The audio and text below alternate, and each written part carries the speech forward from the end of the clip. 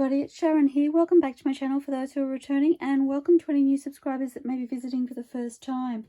So I'm just at my other table today. I hope you have a good view of what's going on. I'm just applying some gesso to some brown paper. I'm going to continue while I'm doing it, and I'm hoping you can see okay. I have some gesso on my white tile, and I have this little spatula that I use to apply it. I must say I haven't done it for a little while, and I did grab an old card that I started to apply the gesso with, and I was like, this isn't right. It wasn't spreading right. I've got one here that I did. I'll show you. Whoops. So I think I started up in this area and it was swiping rather than...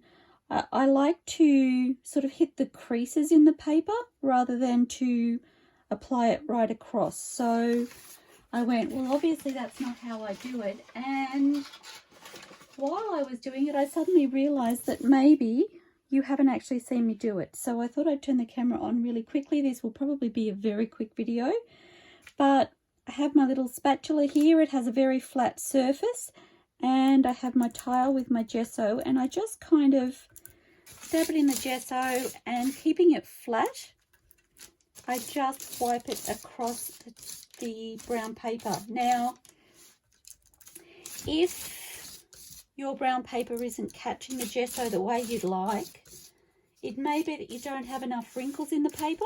So if you take your paper, this is just a packaging paper, so it comes with lots of wrinkles because it's been all scrunched up and popped into a box with other goodies to fill in the negative space, to stop whatever items are in the box from moving around.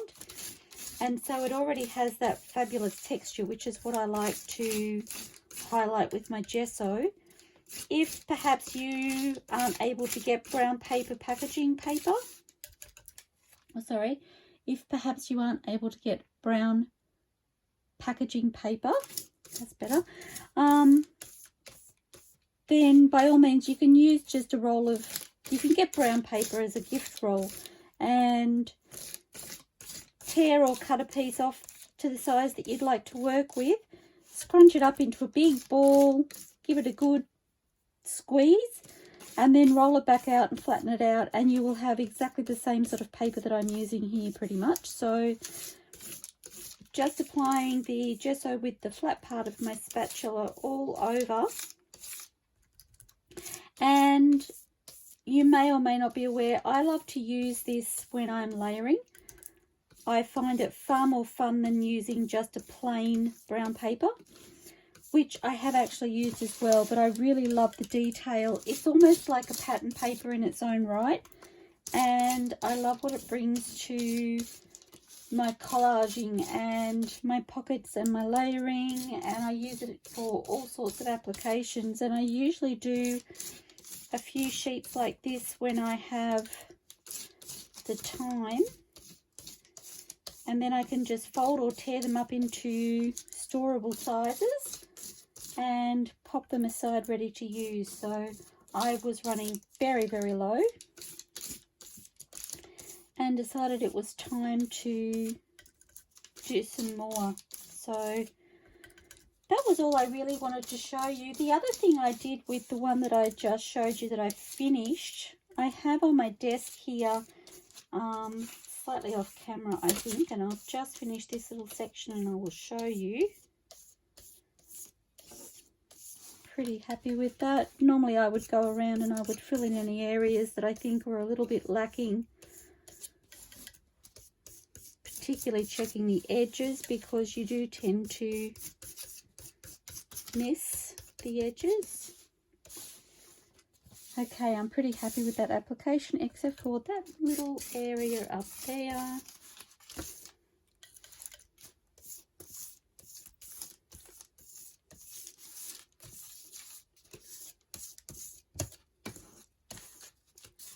Okay, so what I do have, and I'll show you the effect that it made,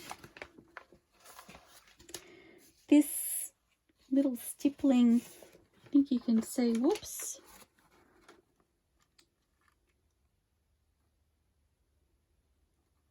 hoping you can see this marking here okay in camera. I achieved that because I have some, oops, forgot to readjust my camera, sorry. I have some non-stick mat on my desk, and I have a large board craft mat that I'm using, and this just happens to be sitting slightly underneath my craft mat but slightly off my table. And when I was adding the gesso, a small part of my brown paper was over the top of that, and so I ended up with that marking, and I thought that was a little bit fun. So I just have my gesso on my palette knife, and I do have, I don't know if you can see in camera, I'll see if I can shift this. So this is actually sitting underneath my baking paper.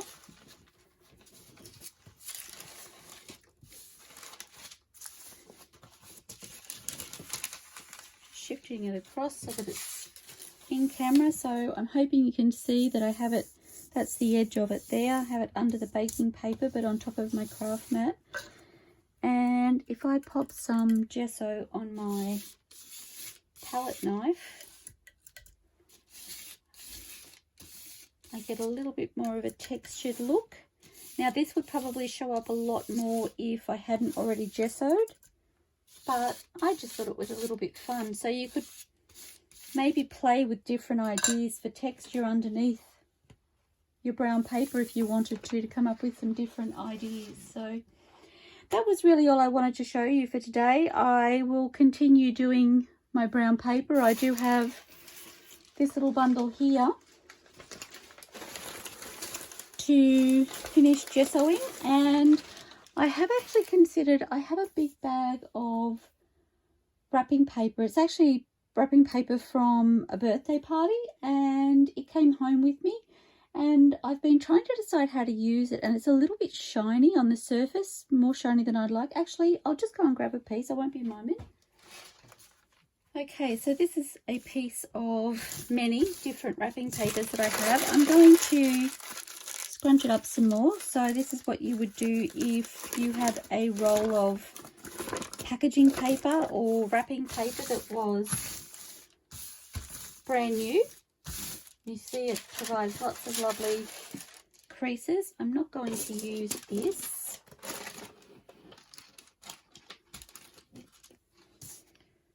Okay, just readjusting my space, and I thought I would add some gesso with the same technique over the top just to tone it down. I'm kind of sending it to the back, but I want to see the colours through, so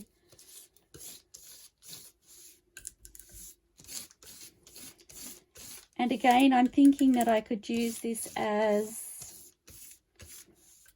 an alternative to perhaps scrapbooking paper or digital paper or any form of pattern paper, and it'll take away a little bit of the shininess, and it will also dull down the colours a little bit, which is my preference. But I think it will be really, really pretty. So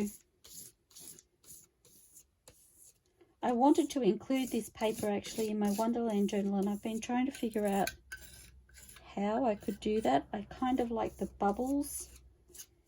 The look of the round shapes reminds me of bubbles, and I was like, that could be really fun for my Wonderland journal. But it was a little bit brighter than I wanted, so, and again a little bit shinier.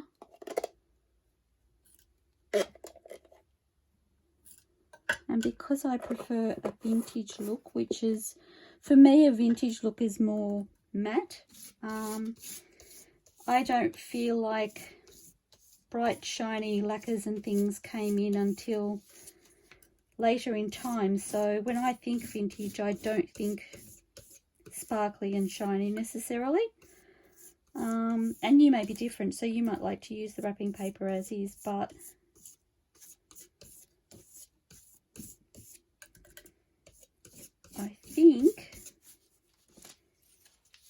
think this will really work for me and my style.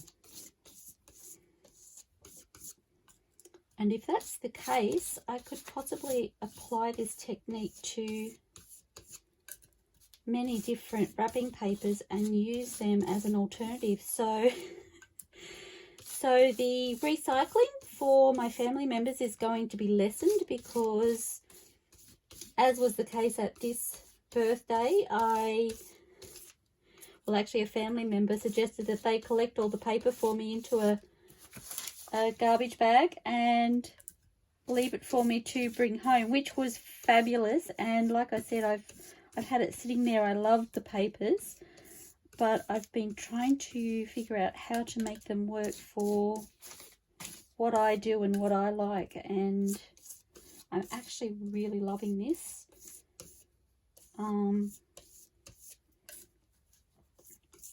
It'll be super fun to use in collages. Actually, I'm just visualizing it in a book page snippet roll, which I think would be really, really fun.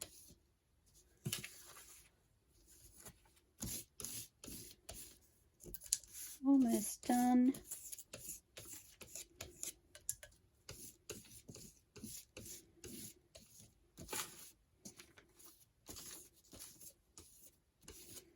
I noticed I'm not getting as much of the rippling effect from the creases on the paper that I'm using, the wrapping paper that I'm using, as I do on the brown paper, but I may be adding a slightly thicker application too, because I want to tone down the colours, almost mute them. So that could be to do with my application. So if you didn't want it as thick, you may still end up with that wrinkled effect from the gesso, but this paper is much thinner too than the brown packaging paper, so it's not, the brown packaging paper, the wrinkles kind of tend to sit up. It's almost like a ridge or a mountain and valley effect, and I'm not noticing that as much with this paper. So just want to tone down those really bright reds.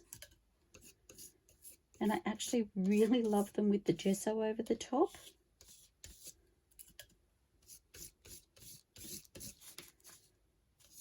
Okay, and I think I'm good with that. So I'm just going to leave that to dry, and then I have a really, really fun piece of pattern paper that I can use in my collage work or my ephemera. It would make a really pretty tag background, actually.